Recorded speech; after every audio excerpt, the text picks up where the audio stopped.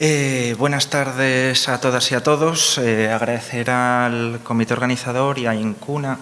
la posibilidad de presentarles este primer adelanto del trabajo de investigación doctoral que estoy desarrollando bajo la dirección de la profesora Ángeles Layuno en la Universidad de Alcalá sobre la configuración del paisaje minero-industrial del Bierzo y la Ciana. Para los que no lo conozcan, se trata de un territorio localizado en el noroeste de la península ibérica que tiene una superficie similar a una provincia y media del País Vasco, que desde principios del siglo XX, desde finales del siglo XIX y principios del XX, constituyó uno de los principales polos de industrialización basados en la minería y la producción eléctrica, por una parte termoeléctrica y por otra parte hidroeléctrica. En este caso, me voy a centrar básicamente en lo que se refiere a la formalización arquitectónica de las centrales térmicas que construyen estas dos empresas. Por un lado, la minero-siderúrgica de Ponferrada, que constituye el motor económico de este territorio y que construye una línea de ferrocarril que une la cuenca minera del Valle de la Ciana al noroeste de la provincia de León con la línea de ancho ibérico del ferrocarril de Caminos de Hierro del Norte, luego Renfe, en la localidad de Ponferrada, y que precisamente para el desarrollo de sus actividades mineras en primera instancia, pero luego con una proyección de implantar una industria siderúrgica, se ve la obligación de instalar una primera central termoeléctrica. Esto, como pueden observar en esta pantalla, sucede a varias iniciativas de electrificación previas que desarrollan los industriales locales, ligados básicamente a las herrerías y a la minería, y que tenían una base sobre la producción hidroeléctrica. A partir de los años 40, con la implantación del Instituto Nacional de Industria, tres empresas estatales ligadas a esta entidad, en primera instancia Endesa, pero también Moncabril y Hidroeléctrica de Galicia, aprovecharán el curso de los afluentes del Sil, así como el propio cauce, para la instalación de un complejo hidroeléctrico para la producción de energía con el objetivo de exportarla al resto del país.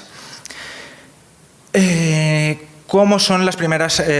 instalaciones de producción eléctrica que encontramos en la planimetría histórica? En primera instancia, la primera generación de centrales hidroeléctricas se trataría de la adaptación de antiguos molinos, fábricas de chocolate o serrerías, en la cual lo único que se hace es una instalación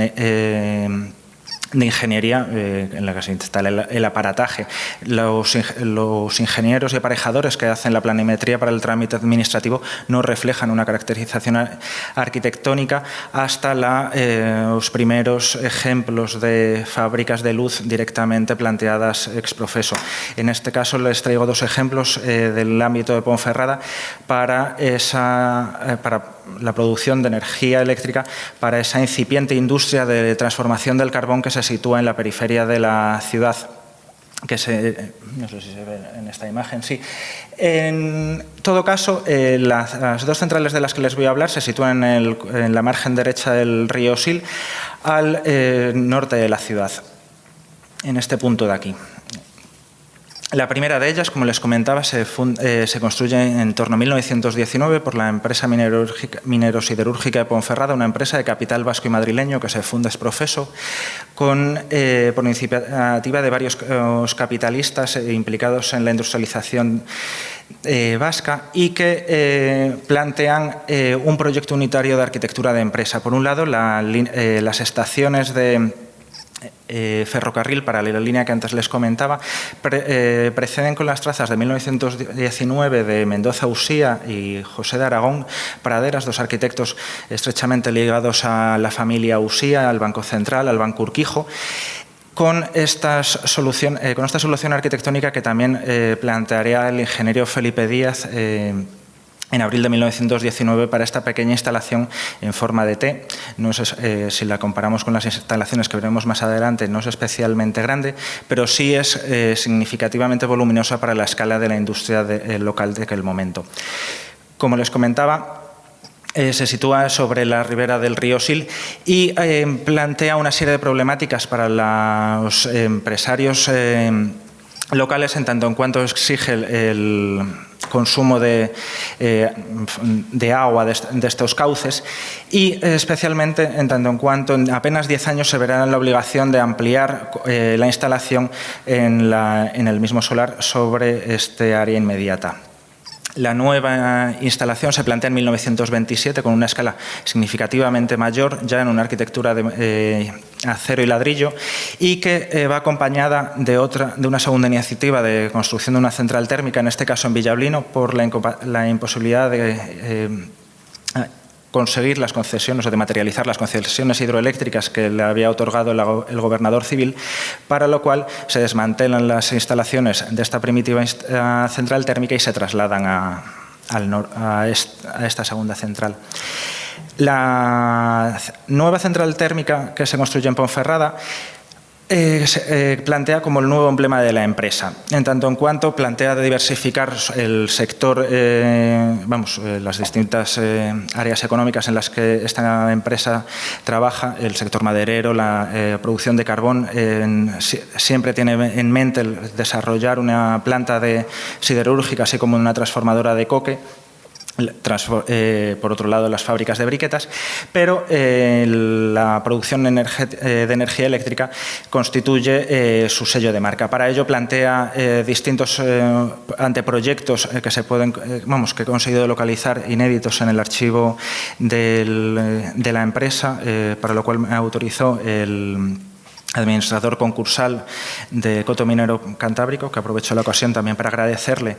esa oportunidad y que me ha permitido identificar las distintas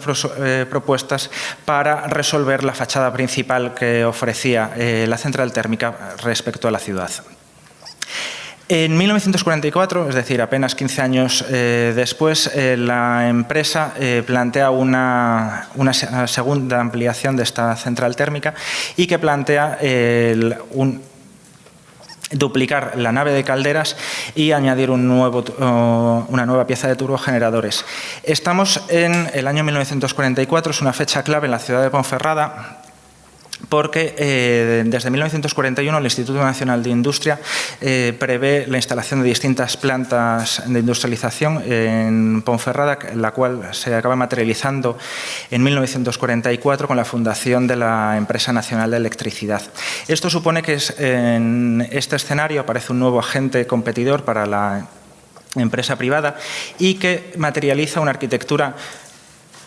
que se puede interpretar muy ligada a lo que sería el lenguaje del régimen y que, sin embargo, se relaciona a su vez con una de las figuras de la arquitectura de la provincia de León más relevantes, que sería Mos Salvador, ligado a la cuenca de Villablino, y que hacia 1930 presenta este primer proyecto para el Hotel de Abantos, con el cual se puede hacer un estrecho paralelismo con la fachada de la casa de oficinas de esta central térmica. Para 1945, la empresa MSP, a pesar de la oposición tajante del Endesa y del Instituto Nacional de Industria, obtiene la autorización por parte del gobernador civil para ampliar su instalación y entra en el debate de cuál es la nueva formulación arquitectónica que necesita la empresa para esta nueva etapa en el marco de la autarquía. De nuevo contrata a Mendoza Usía la formalización de toda la arquitectura de la empresa, no solo la no es en este caso la de la central térmica, pero sí la producción de viviendas, oficinas e instalaciones mineras, tanto en Ponferrada como en el resto de toda su cuenca, y que plantearán un diálogo con la Empresa Nacional de Electricidad, que contrata a su vez a Cabañes la materialización del poblado de empresa que hace anejo a la central térmica, que había sido diseñada por Martínez Caetano. Es interesante en este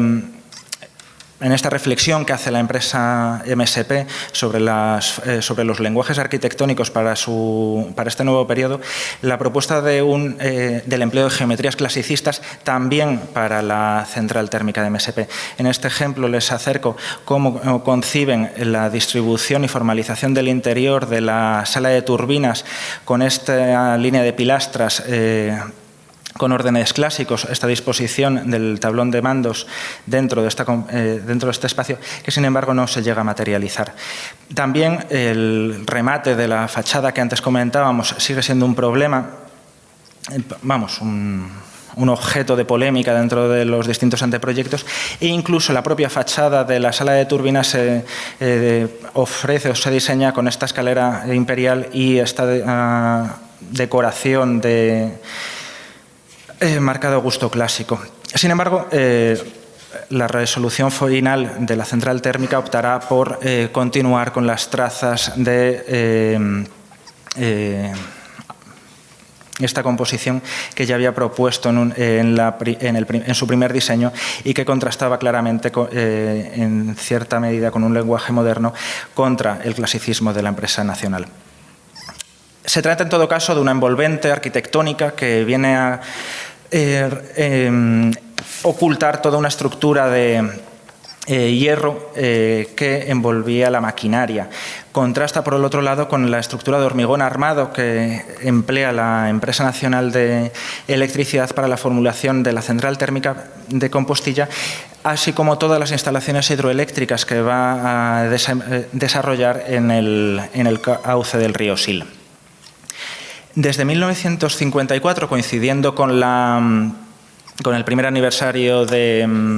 la Empresa Nacional de Electricidad, se desarrolla la última carrera comercial entre estas dos empresas por la hegemonía de la producción hidroeléctrica, en tanto en cuanto ya para entonces MSP advierte síntomas de su declive. En 1958 propone una siguiente ampliación con una central térmica con una línea de vanguardia, que sin embargo será finalmente no llegará a ser autorizada porque la Empresa Nacional de Electricidad había realizado previamente ya dos ampliaciones, una propiamente sobre la instalación de Compostilla, además de una segunda central térmica en Cubillos del Sil, a 10 kilómetros de la ciudad. Para esta segunda central térmica, la nueva gerencia de Endesa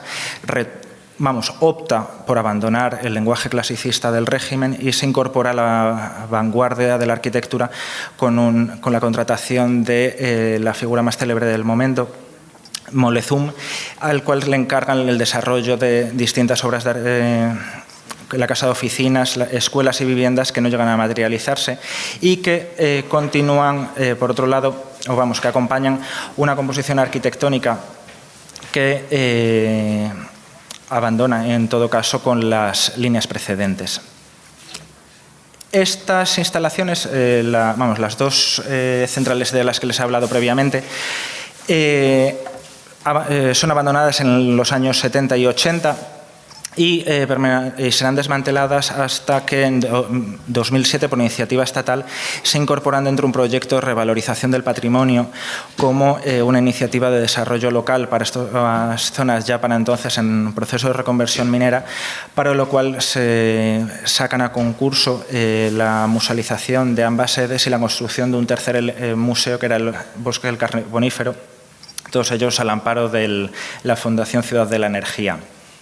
Estos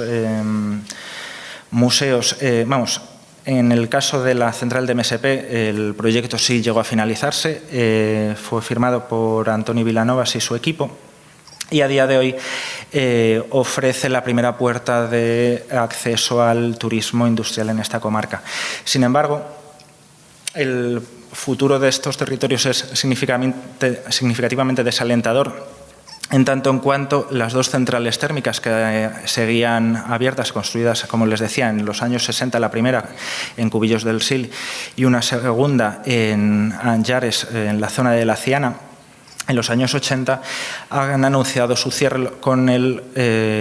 al compás del cierre del resto del sector minero de la comarca. Y si bien se plantean la necesidad de una transición energética sostenible, llaman,